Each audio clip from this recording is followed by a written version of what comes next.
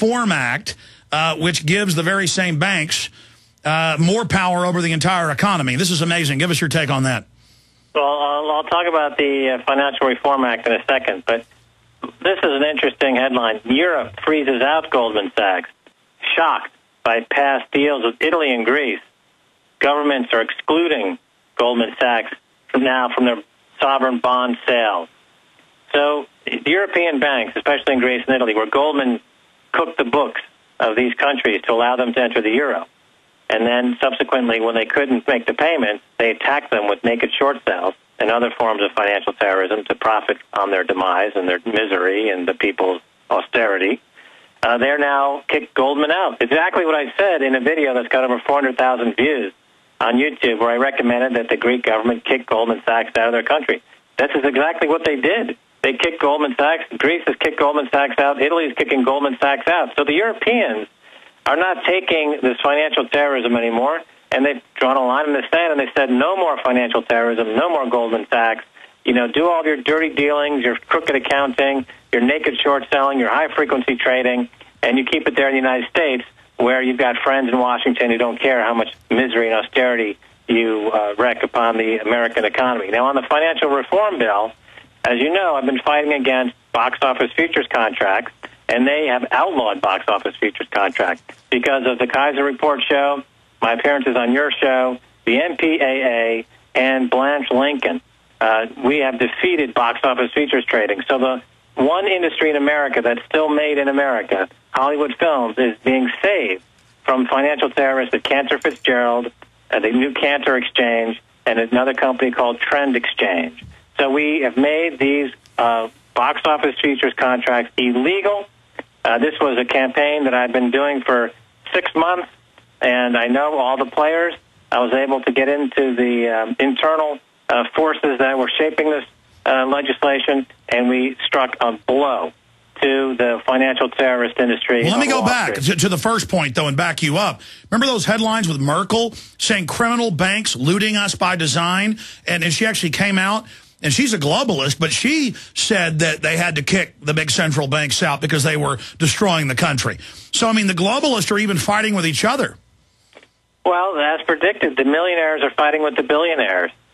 You know, because of this credit crash, which is making everybody who is less than $100 million net worth fight for their lives, because the wealth is being confiscated through draconian taxes, through all kinds of new regulations, and through capital controls, and through all kinds of new predatory practices that are being given to the banks. The financial reform bill actually gives the banks more ways to prey on folks. They make them even bigger than they were before, and it's just going in the opposite direction. Now, as you point out, the governments in Europe, they were shocked, as it says in this article, at the emergence of the past transaction between Goldman and Greece and Italy, where products the bank helped to sell aided them in hiding the debt. Greece, which used Goldman in the bond sales, practically a war with the bank. So here they say Greece is at war with Goldman Sachs, and they should be, just because there's a war on terror. And I don't condone terror, and Goldman Sachs is a terrorist, and they need to be shut down. Because they're not going to stop. I mean, as Thomas Jefferson said, quoting him again, the level of tyranny you will live under is the exact amount you put up with. Of course, if they've got the regulators and are able to rob everyone, they're going to do it. Of course, if private corporations can be given top-level CIA, NSA clearances and be given government power, they're going to grab it. I mean, it's amazing. Well, the question is, why are Americans condoning this financial terrorism and the countries in Europe? And by the way, when this news was announced, the euro traded up because people said they're doing something against terrorism. The euro was remember, a couple of weeks ago, they said the euro was going to go to parity with the dollar. It was crashing. It was 120. Now suddenly it's back to 130. Why? Because the governments are getting rid of the financial terrorists. They're kicking out Goldman Sachs. Europe is a buy again. Before you leave us, I want to get into all this talk about the dollar's demise, the Chinese taking away our AAA rating, Moody's taking away the rating of Ireland, where you see things going in the short and long term. But right now, let's go quickly to calls. Al in Arizona, you're on the air. Welcome. Hey, how you doing, Alex? Thanks for taking the call. I wanted to point out two things. One is the race for McCain. There's a guy running by the name of Jim Deacon, and he is the man that stands for what we believe in. Not Hayworthless and not McSame.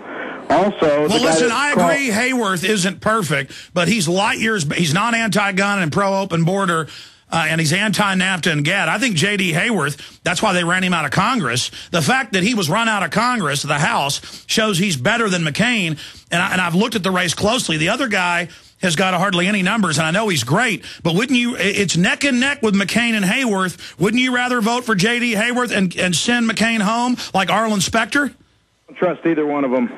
They've been in politics, they're career politicians, and Hayworth has a lot more dirt on him than people know. The other thing I wanted to bring up is family court. The guy that called in about family court, I spent 10 years in Las Vegas trying to reform family court. He needs to get into mediation and get out of family court. That whole system is designed to steal your money and destroy your family. Al, do you know the history of family court? And this, yes, I do. This segues into Keiser. For those that don't know, it was set up in England about 130 years ago. In the U.S. and about the last 95, it started in a few eastern states. It's outside the Constitution. There's no due process. They say because they're protecting the kids. And so it's a judge. It's not a jury. And it's totally illegal. And now it's come out that they have quotas on taking kids, and it's all a big casino gulag, like Max talks about, meant to destroy families and get as much money as possible. I appreciate your call. Your take on the family courts, Max Keiser. It plays into the privatization of the prison system and companies like Corrections Corps of America, which is a publicly listed corporation on the New York Stock Exchange. The more prisoners they have, the more profits they make. Not only do they own the prisons, but they own the restaurants and the hotels near the prison. So when you go to visit your family in prison, you stay at the hotel and you eat at the restaurant that is owned by the prison. And it's a hugely profitable business. And you put kids in prison, it's just more money for the private prison operators. And I've noticed, I've done an analysis of the big three prison companies. They're all tied to big banks that Bloomberg admits are laundering the drug money. So the drug dealers own the prisons your kids are in. Well, did you see that story about Wachovia, which is now owned by Wells Fargo?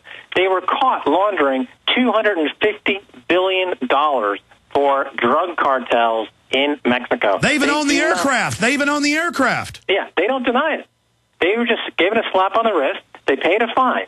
Now, it's amazing that back in 2008, when the credit crisis was at its nadir and Hank Paulson was in front of Congress begging for $700 billion to keep his buddies Goldman Sachs alive, the only cash available to roll over short-term paper on Wall Street was available from the drug cartels. And this is a documented fact. They're the only organization in the world that had actual cash.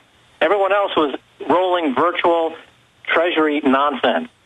Well, that's the point I'm trying to make, is that we're in deadly danger, folks. I mean, when I say the government and the big mega corporations are completely ruthless and criminal and want to bankrupt you so they can have an emergency reorganization and secure their ill-gotten gains, I mean it. I mean, none of us, whether you work for the FBI or you're a school teacher or a nuclear physicist or a TV host like Max Keiser, 99% of us are on the short end of the stick in this. The new world, they got so many petty people they give little badges and security clearances to and these little power trips. Folks, you better choose sides now.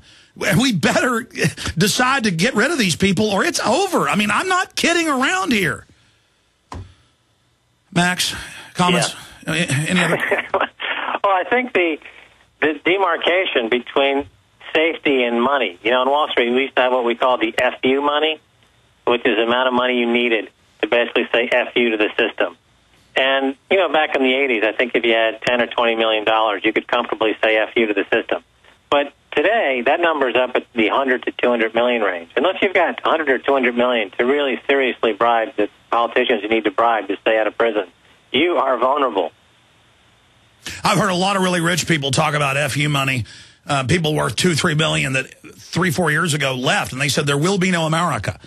And I guess that's the only positive thing is the top globalist and then their wealth, you know, wealthy people who they're in the same family with but who disagree with each other. There's a lot of fights going on within these families.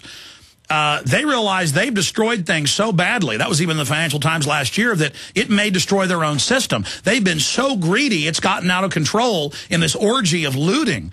And so the fact that they're leaving the country shows they know there's a good chance they're going to end up going to prison.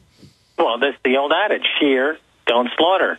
And a few greedy folks slaughtered the golden goose of the vulnerable and culpable and gullible American public. We're going to go to break, come back and jam in Joe, BJ, Steve, a few others with Max Keiser. Always informative to have Max on with us once a month.